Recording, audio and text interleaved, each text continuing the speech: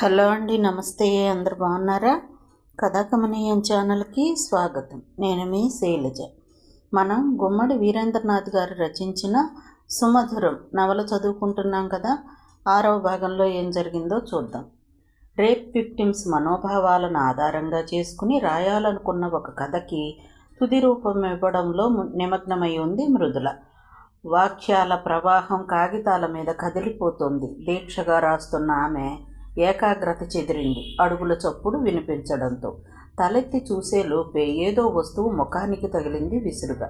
ఏంటిది? కోపంగా సీరియస్గా అడుగుతున్నాడు మధుకర్. తన ముఖానికి వేసి కొట్టిన ఆ న్యూస్ పేపర్ని టేబుల్ మీద పెట్టింది మృదుల. వాడి బొమ్మ పోలీసులకిచ్చి అనవసరంగా గొడవలు తెచ్చిపెట్టుకోవద్దని చెప్పానా? అడిగాడు తీవ్ర స్వరంతో. నేను చెప్పేది వింటే నీ ఇండివిజువాలిటీ పోతుందా? వ్యక్తిత్వం అనేది ఉండటం మంచిదే, కానీ దాన్ని ఆపదల్ని కొని తెచ్చుకునేదిగా మార్చుకోకూడదు.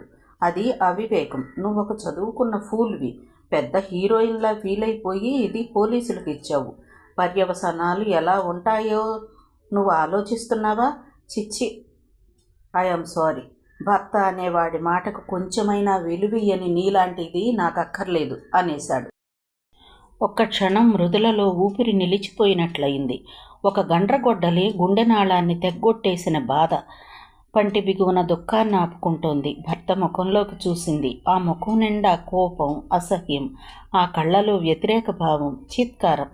ఆ ముఖాన్ని, ఆ కళ్ళని తాను ప్రేమించింది. హృదయం అంతటితోనూ ఇష్టపడింది. కానీ ఇప్పుడు ఈ ముఖంలో తన పట్ల అసహ్యం, ఆ కళ్ళల్లో క్రోధం. చివరకు గెట్అవుట్ అన్నమాట అనకుండానే పొమ్మని చాలా చక్కగా చెప్పావు. బొంగురుపోతున్న గొంతులోంచి ఆ మాటలు ఎలా వచ్చాయో ఆమెకే తెలియదు. గుండెల్ని గడ్డకట్టించే దుఃఖంతో తడిసిన పదాలు ఆమె పెదాల్లోంచి వెలువడుతున్నాయి. థ్యాంక్స్. నేను ప్రేమించిన మధువి నువ్వు కాదు. నన్ను ఇష్టపడి పెళ్లి చేసుకున్న మధువి నువ్వు కాదు. నాతో ఐ లవ్ యూ చెప్పిన పెదవులు కావవి.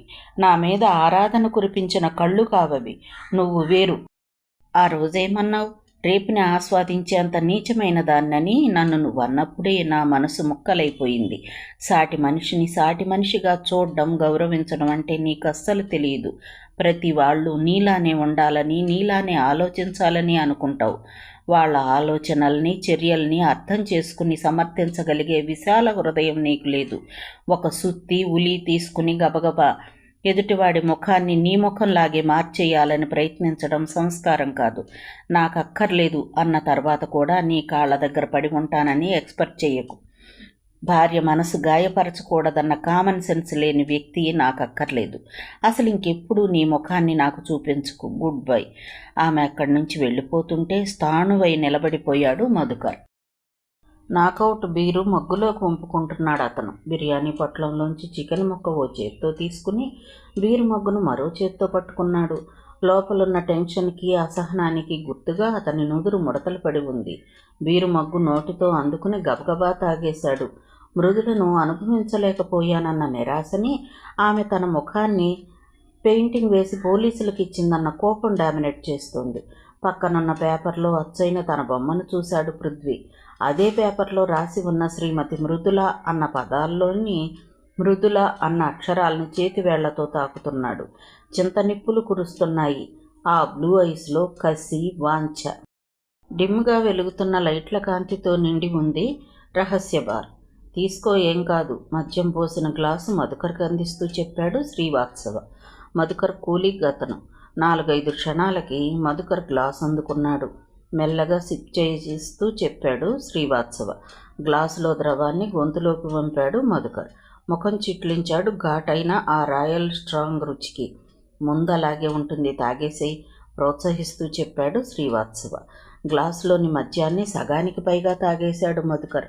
గ్లాసును టేబుల్ మీద ఉంచి శ్రీవాత్సవ ముఖంలోకి చూస్తూ ఉండిపోయాడు. ఏంటి? అడిగాడు శ్రీవాత్సవ. నేను తప్పు చేశానంటావా? అడిగాడు మధుకర్. దానికి శ్రీవాత్సవ టేబుల్ మీదకి కాస్త వంగి మధుకర్ భుజం తడుతూ నో అన్నాడు. ఆడది. తనకే అంత పొగరుంటే మగాడివి నీకెంత ఉండాలి? అయినా నువ్వు అన్న దాంట్లో తప్పేం లేదు. అసలు తన మీద జరిగిన అత్యాచార యత్నానికి అనవసర పబ్లిసిటీ జరగకూడదని, వాడు పగపట్టి మళ్ళీ ఏదైనా చేసే ప్రమాదం ఉందని ఒక భర్తగా తన క్షేమం కోరి చెప్పావు. తను వినలేదు. ఇంకో 2 పోయినా? రౌండ్ అంటారా దీన్ని? బేసిక్స్ కూడా తెలియనట్లుంది నీకు. గ్లాసుడు జరుపు. రెండోసారి మద్యాన్ని పోశాడు మధుకర్ గ్లాసులో, అందులో సోడా కలిపి. అంటూ మధుకర్ చేతికి అందించాడు. ఏదో కోపంలో ఓ మాట అంటే ఇల్లు వదిలి వెళ్ళిపోవాలా? కణతల మీద వేలితో నొక్కుంటూ అన్నాడు మధుకర్. పొగరు గురువు, ఆత్మాభిమానం, ఇండివిజువాలిటీ అంటూ తెగీదైపోతున్నారా ఆడవాళ్ళు ఈ మధ్య. మా ఆవిడ కొత్తలో అలాగే నా మాటకు ఎదురు చెప్పేది. ఫుల్ డోస్ ఇచ్చేసి మగాడు చెప్పినట్టు చెయ్యడమే మీ ఆడవాళ్ల పని అని వార్నింగ్ ఇచ్చేశాను. మేము మనుషులమే, మాకు మనసు ఉంటుంది, అభిమానం ఉంటుంది. ఇలాంటి వాగుడు వాగితే తన్ని తగలేస్తానని గట్టిగా చెప్పాక దెబ్బకు దిగొచ్చింది. నేను తన మీద చెయ్యి కూడా చేసుకోలేదు అసలు. ప్రేమించి పెళ్లి చేసుకున్నానన్న సెంటిమెంట్ లేకుండా వెళ్ళిపోయింది. చచ్చ. డోంట్ వరీ యార్, ఇంకో రౌండ్ పోయి. అక్కడున్న అందరి ముఖాల్లోనూ గాంభీర్యం, సాలోచన. ఇలా జరిగిందేమిటా అన్న మదన కనిపిస్తున్నాయి. అమ్మా మృదుల, నిశ్శబ్దాన్ని కరిగించి మొదటిసారి పెదవి విప్పింది మృదుల తండ్రి ప్రభాకర్రావు. నువ్వు చేసిన పని సరైనదే కాదు అని ఖండించలేను, అలా అని సరైనదైనని సమర్థించను లేను. ఆడదానికే కాదు మగాడికి కూడా సహనం అనేది ఉండాలి, ఓర్పు ఉండాలి. కానీ అసహనంతో పగలగొట్టడం ద్వారా గుడ్డులోంచి కోడిపిల్ల రాదు. ఓర్పు చూపడంలో మీరిద్దరూ తొందరపడ్డారనే అనిపిస్తోంది. నేను ఒకసారి అల్లుడు గారితో మాట్లాడతాను. తండ్రి చెప్పిన ఆఖరి వాక్యం వినగానే చటుక్కున ఆయన ముఖంలోకి చూసింది మృదుల. వద్దు డాడీ, మీరు ఆయనతో మాట్లాడొద్దు. సిఫార్సులతోనూ కౌన్సిలింగులతోనూ ఆయన మారరు. నా అండ లేకుండా తాను ఎలా బతకగలదు? కొన్ని రోజులు పోతే చచ్చినట్టు తనే తిరిగి వస్తుంది అన్న అహం లేకపోతే ఆయన అలా ప్రవర్తించరు. అంటే ఏంటమ్మా నువ్వు అనేది? మృదుల తల్లి రుక్మిణి గాబరాగా అడిగింది. కాపురం అన్నాక చిన్న చిన్న అపోహలు మామూలే. సర్దుకుపోయి కలుసుకోవాలి కానీ గొడవని పెద్దది చేసుకోకూడదు. అవును మృదుల, కుటుంబం సంతోషం ఇద్దరి మీద ఆధారపడి ఉంటుంది. మనకు నచ్చని అంశాన్ని భూతద్దంలోంచి చూడడం కాకుండా అసలు చూసి చూడనట్టు ఉండడంలోనే సంసారంలో సుఖశాంతులు ఆధారపడి ఉంటాయట. కాస్త ఆలోచించి. డాడీ, ఆయన నా వ్యక్తిత్వాన్ని, ఆత్మగౌరవాన్ని వెక్కిరించారు. వాడు నన్నేం చేయలేదు మొర్రో అన్నా ఏదో జరిగి ఉంటుందన్నట్లు చాలా అసహ్యంగా అనుమానంతో మాట్లాడారు. నేను ఆ రేపుని ఎంజాయ్ చేశానన్నట్లు ఎగతాళిగా. ఆ మాట అంటుంటే దుఃఖం గొంతుకు అడ్డుపడుతోంది. రుక్మిణి వెళ్ళి కూతురు భుజం మీద చెయ్యి వేసింది. ఊరుకో అంది. ఇప్పుడు ఈ విషయాన్ని అసలు చర్చించొద్దు, ప్రభాకర్రావు చెప్పాడు. కోపతాపాలు, ఆవేశాలు చల్లారాక మాట్లాడుకుందాం. అమ్మాయిని లోపలికి తీసుకెళ్ళి రుక్మిణి, నేను అలా బయటికి వెళ్ళొస్తాను. తండ్రి బయటకు వెళ్ళాక మృదుల చెప్పింది తల్లితో.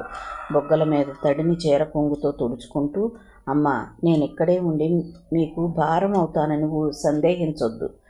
నేను జాబ్ చూసుకుంటాను. 3 పత్రికలకి సీరియల్స్ రాస్తున్నాను. నా పోషణాభారం. ఇప్పుడు ఇవన్నీ ఎందుకే? మేమేమన్నామని? అసలు అంతదాకా ఎందుకు ఆలోచిస్తావు? అల్లుడు గారు వస్తారు, చూస్తూ ఉండు. ముందులే, ముఖం కడుక్కునిరా, కాఫీ తెస్తాను అంది మృదుల తల్లి. ట్రేలో పెట్టుకొచ్చిన నీళ్ల గ్లాసుల్ని టేబుల్ మీద ఉంచి వెళ్ళాడు వెయిటర్. పాప్ సంగీతం మందరంగా వినిపిస్తోంది రెస్టారెంట్లో.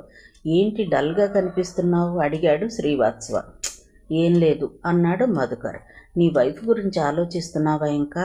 తల అడ్డుగా ఊపాడు మధుకర్. మరి పంతానికి పోయి పుట్టింటికి వెళ్ళిన ఆవిడతో నీకేంటి గురు? ఈగోతో వెళ్ళింది కానీ ఏ కాస్తైనా ముందు చూపు ఉండుంటే అలా చేసేది కాదు. 4 రోజులు అమ్మా నాన్నల మీద ఆధారపడి తింటే కానీ తెలిసిరాదు మొగుడి దగ్గరున్న విలువ. నేను చెప్తున్నాగా, గ్యారంటీగా ఆమె నీ కాళ్ళ దగ్గరకు వస్తుంది. అది కాదు శ్రీ, నేను ఆలోచిస్తున్నది అది కాదు అసలు. ఈవేళ జీఎం నాతో చాలా హార్ష్గా మాట్లాడాడు. అదే సంగతి. మన జీఎం అందరితోనూ అంతేలే. బాసిజం బలిసిన మనిషి. Take it easy. చాలా చిన్న క్యాలిక్యులేషన్ ఎర్రర్. దానికే అంతగా అరవాలా? బాస్ కదా మరి. ఆయన ఒకళ్ళ కింద ఉద్యోగం చేసేటప్పుడు ఇవన్నీ భరించాలి. నా వల్ల కావడం లేదు, వదిలేయాలనిపిస్తుంది. ఉలిక్కి పడినట్లుగా చూశాడు. జాబ్నా అడిగాడు శ్రీవాత్సవ. అవును. వదిలేసి ఇంకో జాబ్కి ప్రయత్నం చేస్తావా? సిగరెట్ వెలిగించాడు మధుకర్. మనమే ఏదైనా బిజినెస్లో అడుగు పెడితే? శ్రీవాత్సవ కళ్ళు చిట్లించాడు విస్మయంగా చూస్తూ. మధు, ఆర్ యూ సీరియస్ అని అడిగాడు. Yes, very much. బిజినెస్కి నీకేం అనుభవం ఉంది? అందులో చాలా రిస్క్ ఉంది. చాలా జాగ్రత్తగా ఆచితూచి అడుగేయాలి. ఎక్కడ బాసులతో మాటలు పడుతూ గొడ్డు చాకరీ చేయటం కంటే ఆ రిస్క్ తీసుకోవడం మంచిదేననిపిస్తుంది. నువ్వు నాతో జాయిన్ అవుతానంటే వెల్కమ్. ఏంటి మధు, నువ్వు నిజంగా సీరియస్గా చెప్తున్నావా? అవును శ్రీ, నేనేదో అన్నానని నన్ను వదిలేసి నా భార్య వెళ్ళిపోయింది. దాని గురించి బాధపడుతూనో వర్రీ అవుతూనో కాలం వృధా చేయడం నాకు ఇష్టం లేదు. ఆమె మీద కసిని ఉక్రోషాన్ని ఛానలైజ్ చేసి మంచి బిజినెస్ ఏదైనా చేసి ఆమె ఊహించనంత ఎత్తుకి ఎదగాలనిపిస్తోంది. ఈరోజు బాస్ నా మీద మండిపడ్డం అనేది ఈ ఆలోచనని ఇగ్నైట్ చేసింది. జాబ్ రిజైన్ చేసేస్తాను. మధుకర్ మాటలను జాగ్రత్తగా విన్నాడు శ్రీవాత్సవ. కొన్ని నిమిషాలు నిశ్శబ్దంగా ఉండి బాగా ఆలోచించి అడిగాడు మధుకర్ని. ఏ బిజినెస్ చేద్దాం? కొత్త సిగరెట్ తీసి వెలిగించాడు Madhukar. Staff Wear Exports. Uniform వేసుకున్న వాచ్మెన్ చేతి వేలుతో సైగ చేసి చూపించాడు. వాచ్మెన్ చూపించిన చోట మోటార్ సైకిల్ ఆపి స్టాండ్ వేశాడు అతను. బండి హ్యాండిల్ లాక్ చేసి తాళాలు జేబులో వేసుకుని ముందుకు నడిచాడు. గాజు తలుపు తెరుచుకుని సూపర్ మార్కెట్లోకి అడుగు పెట్టాడు. లోపల జనం ట్రాలీల్లో తమకు కావలసిన వస్తువులు వేసుకుంటూ షాపింగ్ చేస్తున్నారు. క్యాష్ కౌంటర్లు బిజీగా ఉన్నాయి. అది హిమాయత్ నగర్లో ఉన్న ఓ పెద్ద సూపర్ మార్కెట్. క్యాష్ కౌంటర్లకు ఎడమవైపునున్న ఐసిఐసిఐ బ్యాంకు వాళ్ళ ఏటీఎం మెషిన్ దగ్గరకు వెళ్ళాడు అతను. 4వ నంబర్ కౌంటర్లో బిల్లింగ్ చేస్తున్న శ్రావణి యథాలాపంగా పక్కకు తిరిగి చూసింది. ఏటీఎంలోంచి డబ్బు తీసుకునే ప్రయత్నంలో ఉన్న ఆ వ్యక్తిని చూడగానే ఏదో అనుమానం సన్నగా మనసులో కలిగింది. దేన్నో గుర్తు తెచ్చుకుంటున్నట్లు తల విదిల్చింది. కొన్ని రోజుల కిందట పేపర్లో వచ్చిన ఫోటో కళ్ళ ముందు మెదిలింది. దాన్ని మొన్న ఓ వారపత్రికలో కూడా ప్రచురించారు. అది ఇప్పుడు తన దగ్గరే ఉంది. బిల్కి సరిపడా డబ్బు కస్టమర్ దగ్గర తీసుకుని క్యాష్ బాక్స్లో ఉంచింది. కస్టమర్ అటు వెళ్ళగానే ఆ వారపత్రిక తెరిచి గబగబా పేజీలు తిప్పింది. ఓ చోట ఉందది. ఓసారి ఆ బొమ్మను నిశ్చింతగా చూసింది. ఆమె ఒంట్లోని రక్తం వేగంగా పరుగెట్టింది. ఓ రకమైన ఉద్విగ్నత నరాల్లో ఎగిసింది. ఫోన్ రిసీవర్ అందుకుంది. దాన్ని చెవి కాంచుకుని డైల్ చేయబోతూ మళ్ళీ ఓసారి ఏటీఎం వైపు చూసింది. అంతే, ఆమె ఊపిరి ఆగిపోయింది. వాడిటే చూస్తున్నాడు. తల తిప్పేసింది. పోలీస్ కంట్రోల్ రూమ్ నంబర్కి డైల్ చేసింది. అవతల రింగ్ అవుతుంటే ఊపిరి బిగబట్టింది. ఏటీఎం మెషిన్లోంచి వచ్చిన వ్యక్తి కొత్త కరెన్సీ నోట్లను లెక్క పెట్టుకుంటున్నాడు అతను. Police control room. అవును సార్, నేను హిమాయత్ నగర్ సూపర్ మార్కెట్ నుండి మాట్లాడుతున్నాను. మీరు వెంటనే, చెప్పింది శ్రావణి. అతడు నోట్లను పర్సులో పెట్టుకున్నాడు. అక్కడి నుండి కదిలి ఒక్కో అడుగు ముందుకు వేస్తున్నాడు. తన గుండె కొట్టుకునే శబ్దం తనకే వినిపిస్తోంది శ్రావణికి. తన మీద ఏమైనా అనుమానం వచ్చి ఉంటుందా? అటునుంచి అటే బయటకు వెళతాడా? లోపలికి వచ్చి ఏమైనా కొంటాడా? అతను గాజు తలుపు దగ్గరకు వచ్చేసరికి ఎవరో 2 అమ్మాయిలు సడన్గా అతనికి ఎదురయ్యారు. ఒక అమ్మాయి భుజం అతనికి తగిలింది. ముఖానికి ఉన్న నల్లటి గాగుల్స్లోంచి ఆ అమ్మాయిని చూస్తూ నెక్స్ట్ టార్గెట్ అనుకున్నాడు. శ్రావణిలో టెన్షన్ పెరిగిపోతోంది. ఆ అమ్మాయి వాడితో ఏదైనా మాట్లాడితే బావుండు, ఈలోగా పోలీసులు వచ్చేస్తారు అనుకుంటోంది. అతను సూపర్ మార్కెట్ నుండి బయటకు వచ్చేశాడు. శ్రావణి నుదుటి మీద స్వేదం పేరుకుంటోంది ఉత్కంఠతతో. సరిగ్గా అప్పుడే ఒకతను ఆమె దగ్గరకు వచ్చాడు. శ్రావణ్ ఎవరు? అడిగాడు. నేనే, ఇందాక ఫోన్ చేసింది నేనే సార్. ఎక్కడ వాడు? ఇప్పుడే బయటకు వెళ్ళాడు. పార్కింగ్ ప్లేస్ చెబుతూనే లేచి గబగబా బయటకు వచ్చింది. అడుగోసారి అంది. పార్కింగ్లో ఉంచిన బండిని స్టార్ట్ చేస్తున్న పృథ్వీని 4 వ్యక్తులు చుట్టుముట్టారు. రివాల్వర్స్ బయటకు వచ్చాయి ఆ 4 చేతుల్లోంచి. న్యూస్ పేపర్లో మొదటి పేజీలో వేసిన హెడ్లైన్స్ చూడగానే సంభ్రమాశ్చర్యాలతో మధుకర్ కళ్ళు విశాలమయ్యాయి. మృదుల గీసిన బొమ్మ సాయంతో సీరియల్ రేపిస్ట్ అరెస్ట్. భార్య పేరు అనూహ్యంగా అక్కడలా అచ్చులో చూడగానే ఆమె జ్ఞాపకాలు రేగి గుండెలో ఓ రకమైన బాధ కలిగింది అతనికి. వెనువెంటనే తాను చెప్పిన మాటను పెడచెవిన పెట్టిన విషయం స్ఫురించింది. ఆ బాధ స్థానంలో కోపమూ కలిగింది. తనపైన అఘాయిత్యం చేయబోయిన వాడి చిత్రాన్ని యథాతథంగా గీసి ధైర్యంగా దాన్ని పోలీసులకు అందించి ఆ నేరస్తుల్ని పట్టుకోవడంలో ప్రత్యక్షంగా సహాయపడింది శ్రీమతి మృదులను నగర పోలీస్ కమిషనర్ అభినందించారు. జరిగిందేదో జరిగింది, మనకెందుకు వచ్చిన గొడవ అనే ధోరణి చూపకుండా కరుడు కట్టిన ఆ ఉన్మాది శిక్షింపబడాలని తన చిత్రలేఖనం ద్వారా ఆ నేరస్తుడి ముఖాన్ని పెయింట్ చేసిన ఆమెలోని ఆర్ట్కి పోలీస్ డిపార్ట్మెంట్ అంతా ఎంతో అబ్బురపడింది. అలా సాగింది పేపర్లోని కథనం. చేతులు పేపర్ను వదిలేసినా మృదుల జ్ఞాపకాలు మాత్రం మధుకర్ మనస్సుని వదలడం లేదు. విజయవాడలో ఇంట్లో కూర్చొని ఏదో కథ రాసుకుంటోంది మృదుల. భర్త గురించిన ఆలోచన కానీ, అతనితో తన రిలేషన్ గురించి కానీ ఆమె బాధపడడం లేదు. ఆమెలోని రచయిత్రి దాని మీద ప్రభావం చూపడమూ లేదు. ప్రవాహంలా వాక్యాలు కాగితం మీద కురుస్తున్నాయి. ఇంతలో ఫోన్ మోగింది. ఒకే ఒక్క క్షణం అది భర్తేమో అని చిన్న ఆశ మనసు లోపల. తనకే తెలియకుండా హృదయం ఉద్విగ్నమవుతుంటే వెళ్ళి రిసీవర్ ఎత్తింది. హలో అంది. అది భర్త అయి ఉండాలన్న ఎక్స్పెక్టేషన్తో ఫోన్ మీద చెయ్యి కంపిస్తోంది. మిసెస్ మృదుల? అవతల వైపు నుండి వినిపించిన గొంతు ఎవరిదో, అపరిచితుడిది. అలలా ఎగసిన భావోద్వేగం చల్లారిపోయింది. అవును నేనే, మీరెవరు? మేమిక్కడ పోలీస్ కమిషనర్ ఆఫీస్ నుంచి మాట్లాడుతున్నామండి. కమిషనర్ గారు మాట్లాడతారు, లైన్లో ఉండండి. మృదుల టెన్షన్ ఏమీ ఫీల్ అవ్వలేదు. 2 క్షణాల తర్వాత, hello Mridulaji, I am Sudeep, commissioner of police. నమస్తే సార్. నమస్తే. ఆ రేప్ క్రిమినల్ అరెస్ట్ కావడానికి ఓ రకంగా మీరే కారణమమ్మా. మా డిపార్ట్మెంట్ తరపున మీకు ధన్యవాదాలు తెలియజేయాలని ఫోన్ చేశాము. మనకెందుకు వచ్చిన గొడవ అనే ఉదాసీనత చూపకుండా ఆ రోగు బొమ్మ గీసి వాడిని కటకటాల వెనక్కు పంపేందుకు చాలా డైరెక్ట్ హెల్ప్ చేశారు. దాందే ఉంది సార్, నాకు కొంచెం ఆర్ట్ తెలుసు. ఒక క్రిమినల్ని పట్టుకోవడానికి అది ఉపయోగపడింది అంతే. There you are. నేను మీతో మాట్లాడాలనుకున్న పాయింట్ ఇదే. మీలో అసాధారణ ప్రతిభ ఉంది. మా డిపార్ట్మెంట్లో క్రిమినల్ ఆర్టిస్టుగా, అంటే బాధితులు చెప్పే వర్ణనల ఆధారంగా నేరస్తుల ఊహాచిత్రాలను గీసే ఆర్టిస్టుగా మీకు మా దగ్గర ఉద్యోగం ఇవ్వాలి అనుకుంటున్నాం సార్. మీకు మీ వారికి ఏ అభ్యంతరం లేకుంటే నా ఆఫీస్కి వచ్చి కలవండి. అపాయింట్మెంట్ ఆర్డర్ రెడీ చేస్తాను. మా ఐజీ గారితో కూడా ఈ విషయం చర్చించాం. గో ఎహెడ్ అన్నారు ఆయన. జీతం కూడా బాగానే ఉంటుంది. తల్లిదండ్రులకు భారం అవుతూ ఎక్కువ రోజులు గడపాల్సి వస్తుందేమో అన్న రెస్ట్లెస్కి గురవుతున్న ఆమెకి ఈ వార్త చాలా ఎగ్జైటింగ్గా అనిపించింది. తన జీవితం ఎలాంటి మలుపు తిరుగుతుందని అస్సలు ఊహించలేదు. ఆ మలుపుని స్వీకరించింది మృదుల. ఆ 5 ముఖాలు గంభీరంగా ఉన్నాయి. ఏమిటిదంతా అన్న మనస్తాపం కనిపిస్తోంది.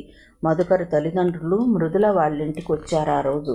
వైదేహి మృదులతో చెప్పింది, చూడమ్మా మృదుల, వాడు నా కొడుకని వాడిని సమర్థిస్తున్నాను అనుకోవద్దు. ఆవేశంలో వాడు ఏదో అనుంటే నువ్వన్నా సర్దుకుపోవాలి కానీ ఇలా పంతాలకు పట్టింపులకు పోతే ఎలా చెప్పు? ఒకరినొకరు ప్రేమించుకుని పెళ్లి చేసుకున్నారు. ఎంతో అన్యోన్యంగా ఉంటారనుకున్నాం. కాపురంలో సంతోషం అనేది కొన్ని విషయాల్ని మనం పట్టించుకోకపోవడం మీద, సర్దుకుపోవడం మీద ఆధారపడి ఉంటుంది. చెప్పినట్లు నువ్వు నడుచుకోలేదనో, లేక నీ ఫీలింగ్స్ వాడు గౌరవించలేదనో ఇలా ఒకరినొకరు దూరం చేసుకుని ఇద్దరూ బాధపడటం సరైన పనేనా? అత్తగారు చెప్పేదంతా విని ఏమీ మాట్లాడలేదు మృదుల. నువ్వు ఇంట్లో లేకపోవడంతో కృష్ణమూర్తి నోరు విప్పారు. ఏం చేస్తున్నది కూడా తెలియడం లేదు వాడికి. అసలు జాబ్కి రిజైన్ చేసేశాడు. సొంతంగా వ్యాపారం పెడతాడట. ఉద్యోగాన్ని వదిలేశాడన్న విషయం వినగానే గాబరాగా అనిపించింది మృదులకి. ఎందుకు ఇలా చేశాడు అనుకుంటోంది. రిజిగ్నేషన్ ఇచ్చేశారా మామయ్య అడిగింది. అంతా అయిపోయింది.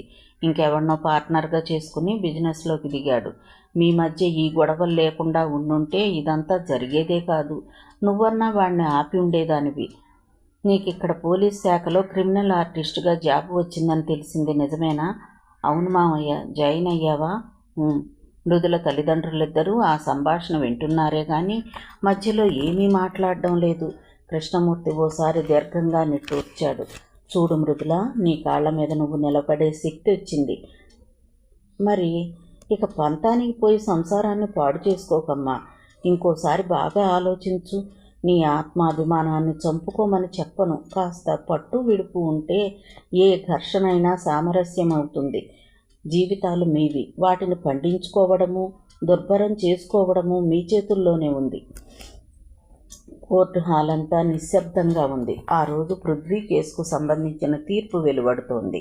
ఎందరో ఆడపిల్లల మాన ప్రాణాలతో చెలగాటమాడిన పృథ్వీ అనే ఈ ముద్దాయి ఖచ్చితంగా శిక్షార్హుడని తేలుస్తూ ఇతనికి యావజ్జీవ కారాగార శిక్ష విధించటమైనది.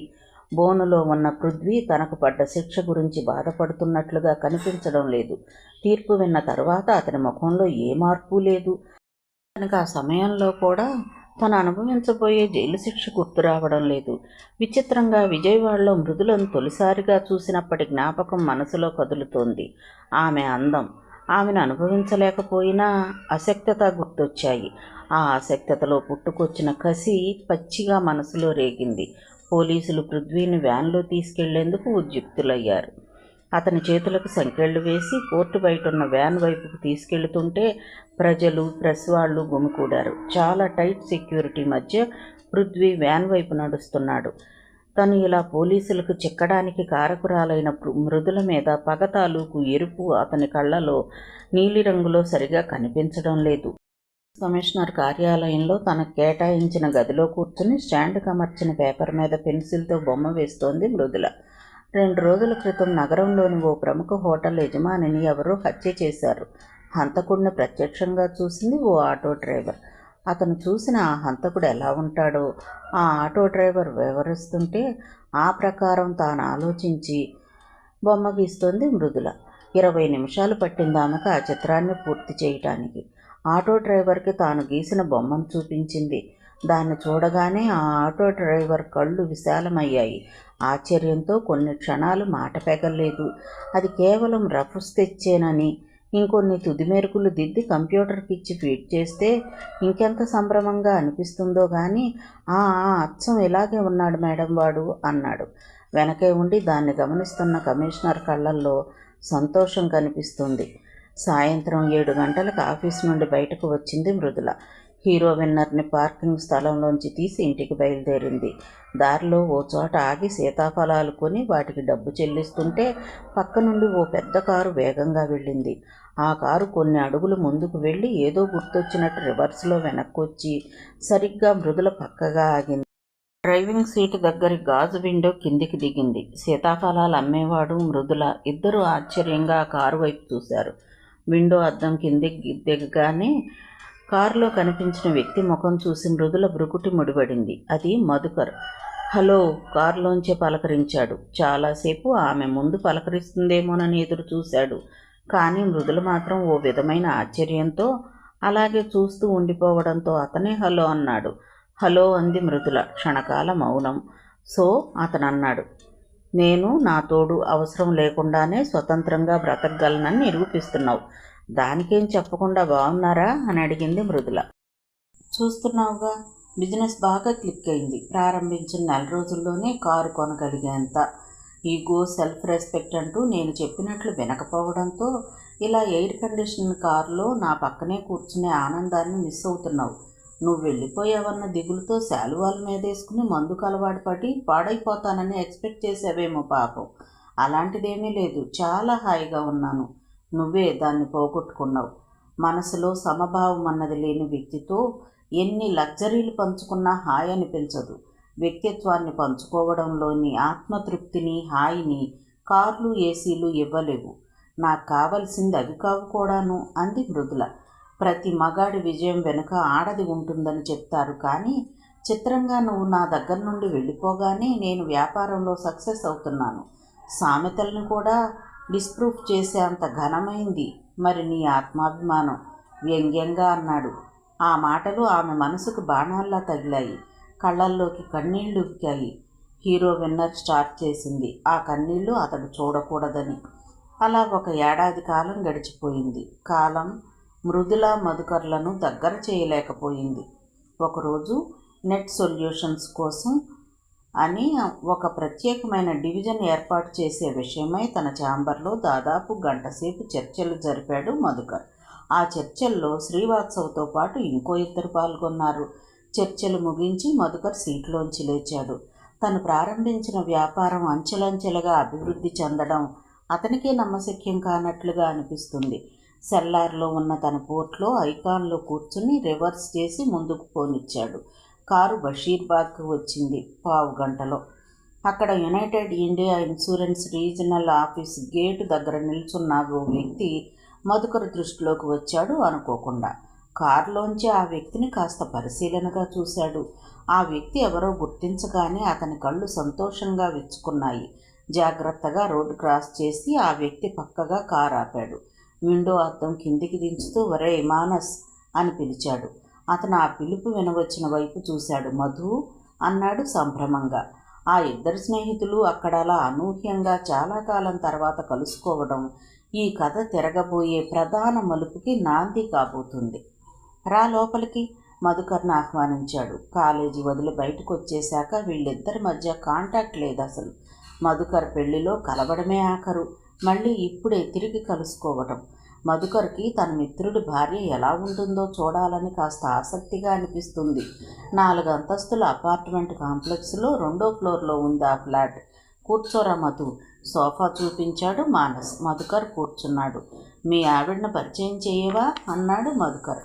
భార్యను పిలిచాడు మానస్. సోఫాకి ఎదురుగా ఉన్న టీపాయ్ మీద ఇంగ్లీష్ మ్యాగజైన్ చేతిలోకి తీసుకోబోతున్న వాడల్లా ఆమెను చూసి నిశ్చేష్టుడయ్యాడు మధుకర్.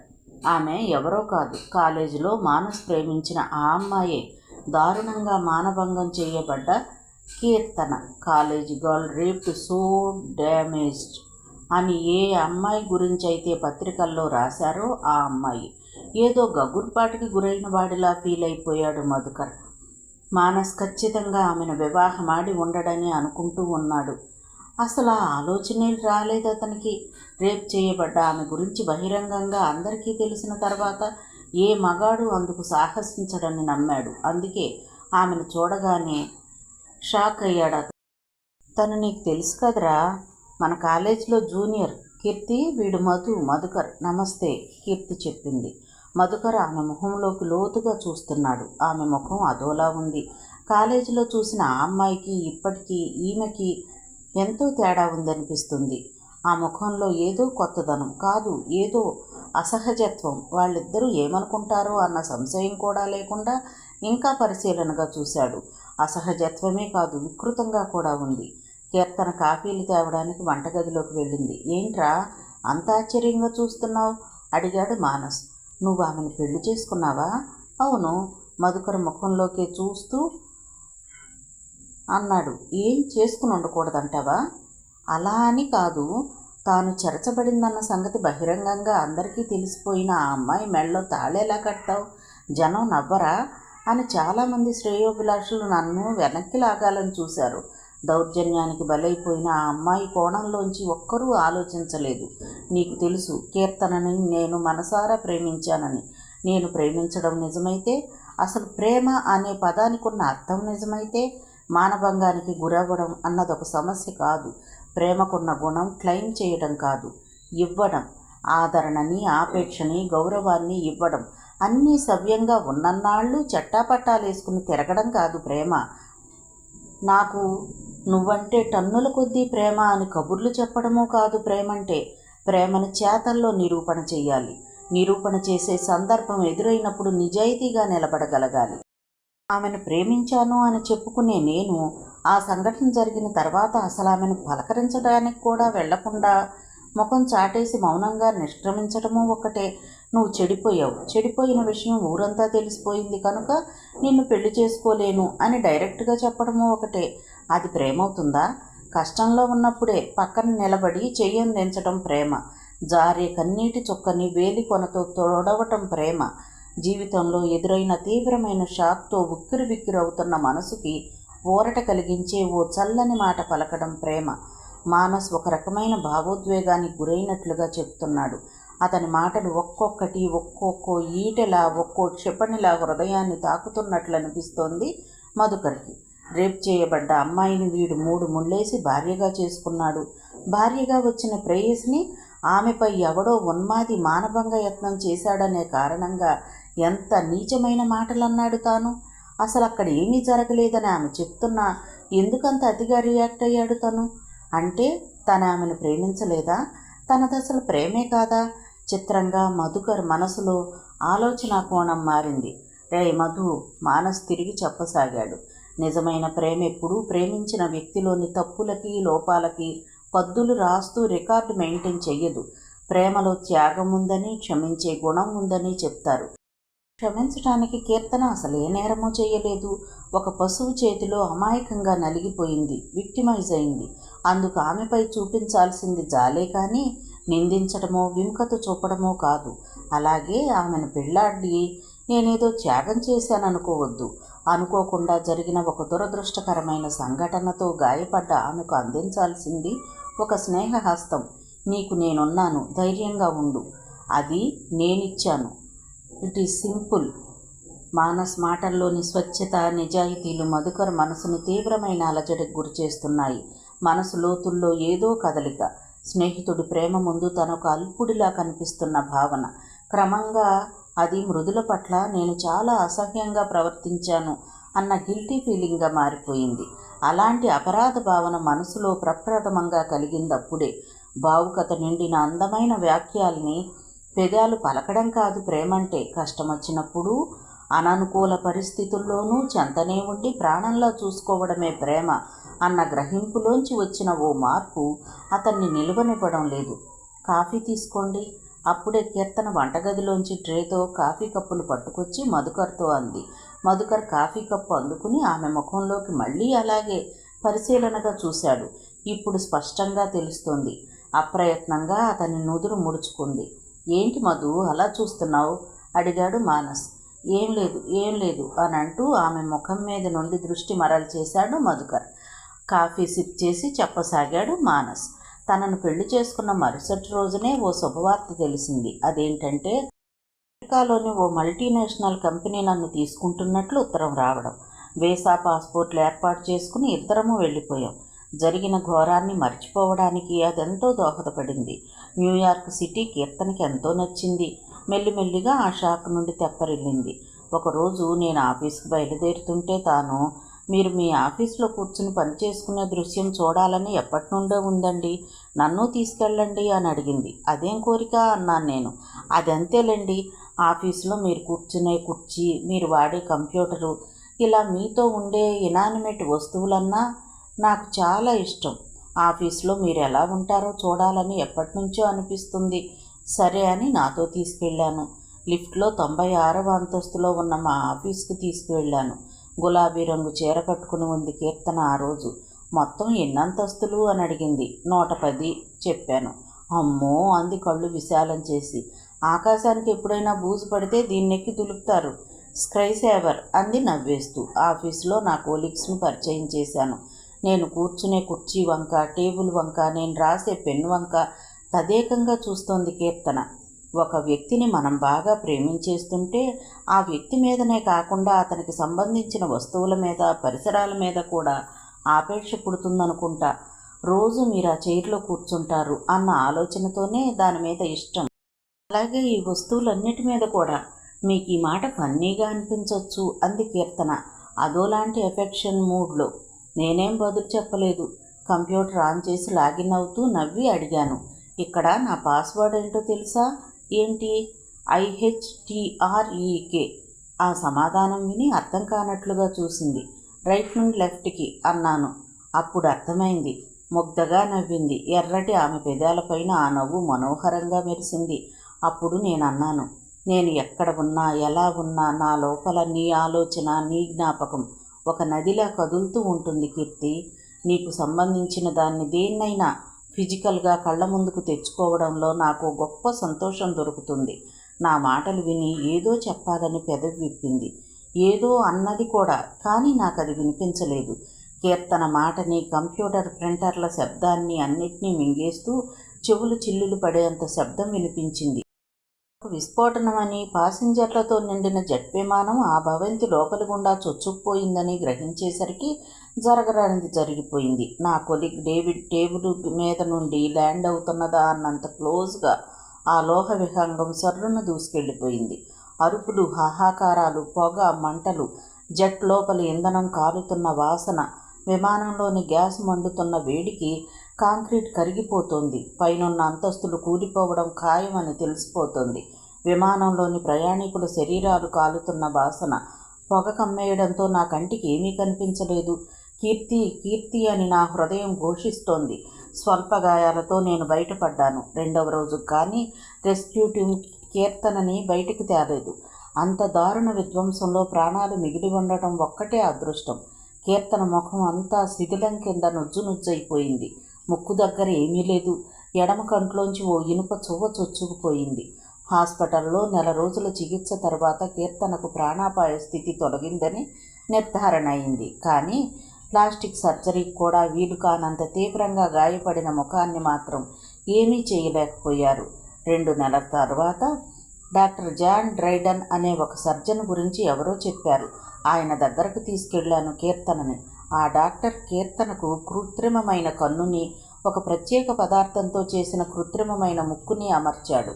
మానస్ చెప్పింది విన్న మధుకర్ ఎంత దిగ్భ్రమకు గురయ్యాడంటే చాలాసేపటి దాకా ఊపిరి పీల్చడం మరిచిపోయినట్లుగా అచేతనంగా ఉండిపోయాడు. మధు, కీర్తన ముఖంలో నీకు కనిపిస్తున్నది కృత్రిమమైన ముక్కు, అలాగే ఎడమ కన్ను కూడా ఆర్టిఫిషియల్ ఆర్గాన్. మధుకర్ మనసంతా ఎన్నెన్నో ఆలోచనలతో గజిబిజిగా అయిపోయింది.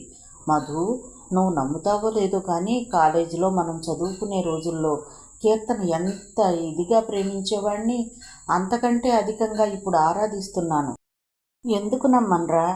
తనపై అఘాయిత్యం జరిగిందని తెలిసి పెళ్లి చేసుకోవడం కానీ, ఇలా కురూపిగా మారిపోయాక కూడా కంటికి రెప్పలా కాపాడుకోవడం కానీ ఏదో గొప్ప విషయాల్లా అనిపించవు నాకు. జీవితంలో ఒకసారి ప్రేమించాక ప్రేమంటే ఇవ్వడమే అని నమ్మాక దేన్నైనా యాక్సెప్ట్ చేసే బలం మనిషికి వస్తుందేమోరా.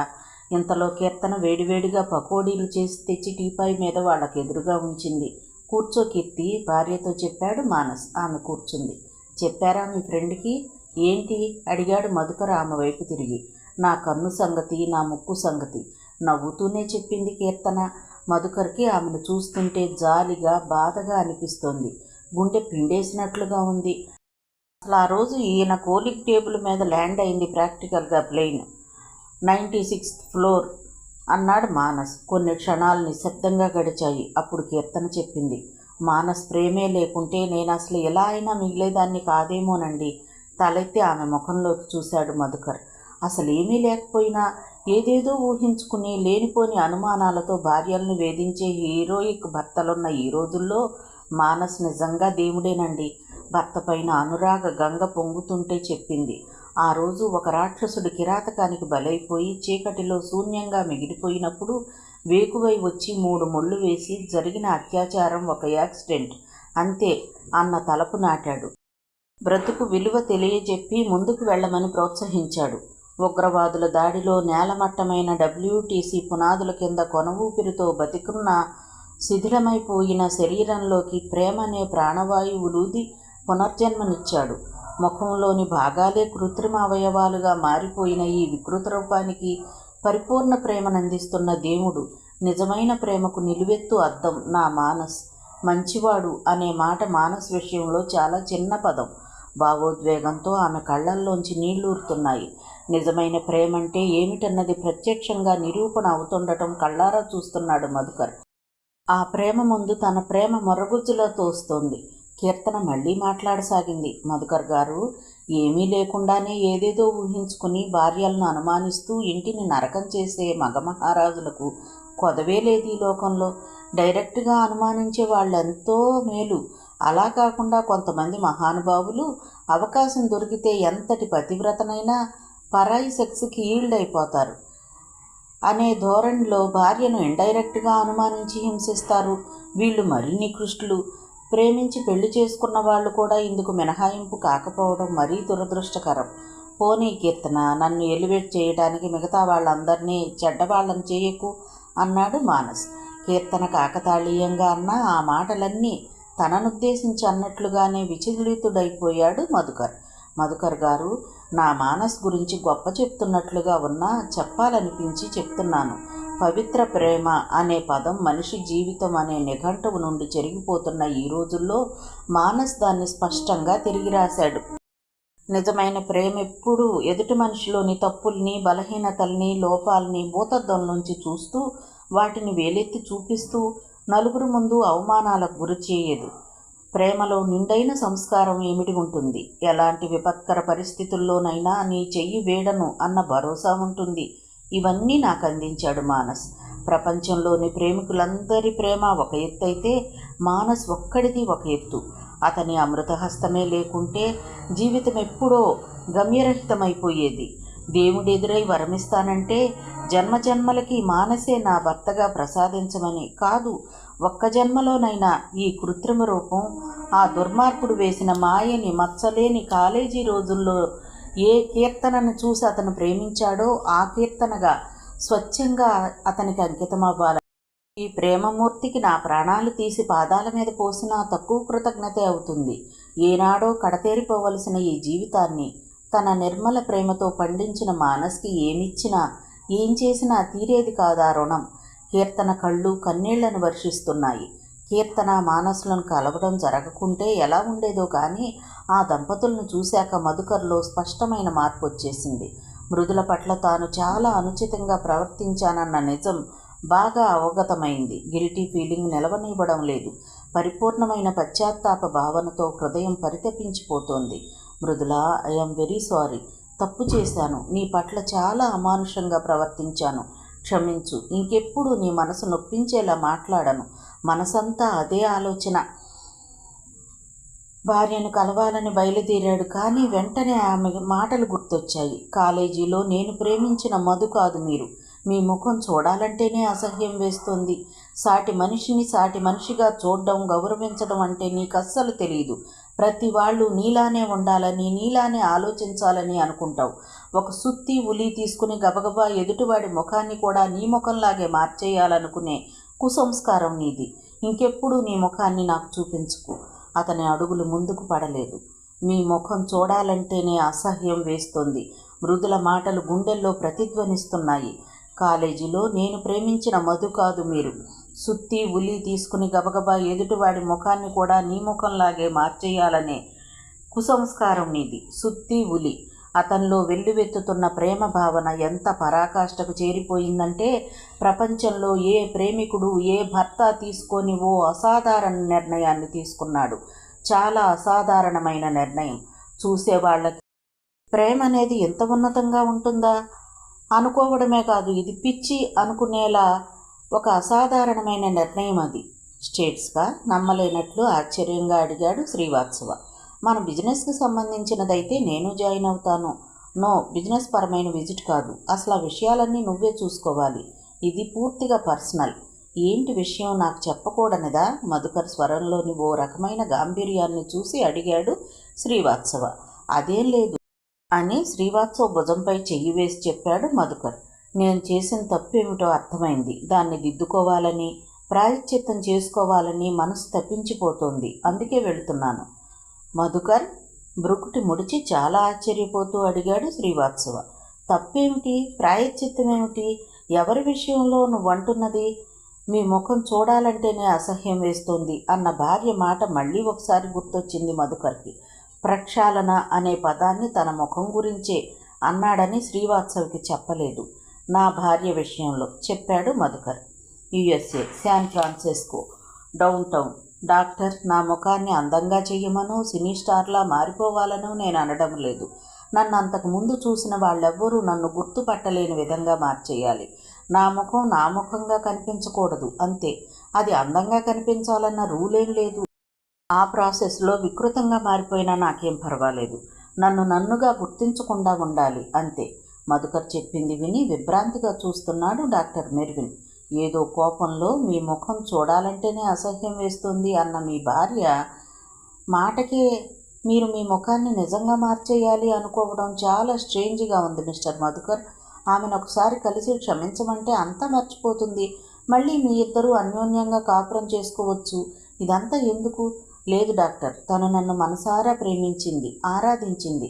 కానీ నా మూర్ఖత్వంతో, అవివేకంతో, అహంభావంతో, ఇరుకు మనస్తత్వంతో ఆ ప్రేమని, ఆరాధనని నిలుపుకోలేకపోయాను. సంకుచితంగా, చౌకబారుగా ప్రవర్తించాను. తన మనసులో భావాలను ఏమాత్రం గౌరవించకుండా దారుణంగా, అమానుషంగా గాయపరిచాను. తన ఆత్మాభిమానాన్ని దెబ్బతీశాను. అసహ్యకరమైన మాటలతో అవమానకరంగా తిట్టాను. తను నా ముఖాన్ని చూడాలనుకోకపోవడమే కాదు, నాకే ఈ ముఖాన్ని తనకు చూపించాలని లేదు. నిండైన ప్రేమంటే ఏమిటో తనకు చూపిస్తాను. ఈ ముఖాన్ని ప్రేమించి పెళ్లాడడం ద్వారా తను ఏం పోగొట్టుకుందో అవన్నీ అందిస్తాను. అన్నిటినీ మించి ఆమె ఆత్మాభిమానాన్ని గౌరవిస్తాను. ఆమె వ్యక్తిత్వాన్ని, స్త్రీత్వానికి విలువనిచ్చి నా ప్రేమనే పవిత్రాలయంలో నిత్య కుంకుమార్చనలు అందిస్తాను. ఓ క్షణం నిశ్శబ్దం ఆవరించింది అక్కడ.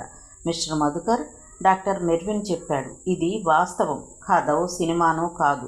పెళ్ళుబికే ప్రేమలో పశ్చాత్తాప భావంతో తొందరపడి సినిమాటిక్గా నిర్ణయాలు తీసుకుంటే ఒక్కోసారి మనం అనుకున్నది అనుకున్నట్లుగా జరగకపోవచ్చు, ఇంకా వికటించవచ్చు. నో డాక్టర్, సుత్తి ఉలి తీసుకుని నేను ఎదుటి మనిషి ముఖాన్ని నా ముఖంలా మార్చేయాలనుకునే కుసంస్కారిని అని నన్నంది.